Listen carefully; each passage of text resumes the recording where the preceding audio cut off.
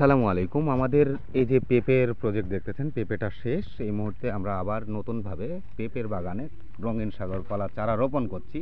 তো আজকের ভিডিওটি হচ্ছে রঙিন সাগর কলার চারা রোপণ করবেন কিভাবে, তার পুরো পদ্ধতিটা আমরা দেখানোর চেষ্টা করব। তো দেখছেন আমাদের রঙিন সাগর কলার চারা রোপণ চলছে। আগে একটু গর্ত করাটা দেখেন আমরা কিভাবে করতেছি, তারপরে রোপণ চলছে।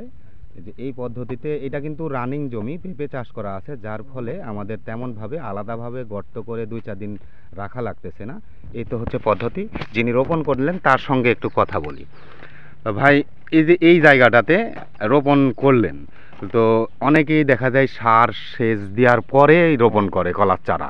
তো সেই ক্ষেত্রে আপনি তো স্বাভাবিকভাবে এমনিতে কোনো কিছু না দিয়ে রোপণ করলেন, কোনো ধরনের সমস্যা কিংবা একটু বিস্তারিত যদি বলেন। এই যে এই গাছটা যে এখন নতুন ভাগে সব নতুন নতুন শিকড় সব কেটে যে লাগানো হলো, এই গাছের এই মুহূর্তে এখনো খাদ্য গ্রহণ করার মতন কোনো শিকড় নাই। এই মুহূর্তে যদি এই গাছে যদি সার খোল বিভিন্ন রাসায়নিক দ্রব্য যদি ব্যবহার করি, তাহলে এই গাছটা গ্যাস ফার্ম করবে। অর্থাৎ মানুষ যদি খাইতে পারে আধা লিটার, আমি যদি 1 লিটার খাইতে, মানুষ তো গ্যাস ফার্ম করে।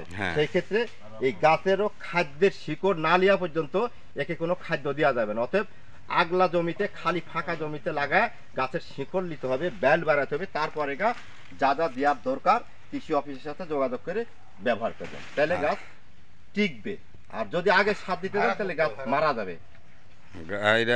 আগে সার দিলে গাছ মারা যাওয়ার সম্ভাবনা আছে, আর এভাবে দিলে একটা গাছও মরার সম্ভাবনা নেই। একটা গাছও মরে। সার দেওয়ার সঠিক নিয়ম তো হচ্ছে আপনার গাছের পাতার যখন বাইল ছেড়ে দিবে, অর্থাৎ কুশি 20 থেকে 25 দিন পরে সার দিলে পারে ছেড়ে গেলে নিচে শিকড় লিবি খাদ্য গ্রহণ করার জন্য বেড়াবে, তখন সার দিলে কার্যকারিতা হবে। এখন দেয়া মানে অযথাই, মানে অযথা দেয়া গাছ মারা যাবে। শতকরা 20-50টা মাছ গাছ মারা যেতে পারে। আচ্ছা, যদি দেয় মনে করে কেউ যে জৈব দিব শুধু শুকনো, সেই ক্ষেত্রে কি দেওয়া যাবে? জৈব সার দেওয়া যাবে, রাসায়নিক কোনো কিছু ব্যবহার করার দরকার নেই। কোনো সার দেওয়া যাবে না, জৈব সার দেওয়া যাবে। মাটি তো একটা জৈব,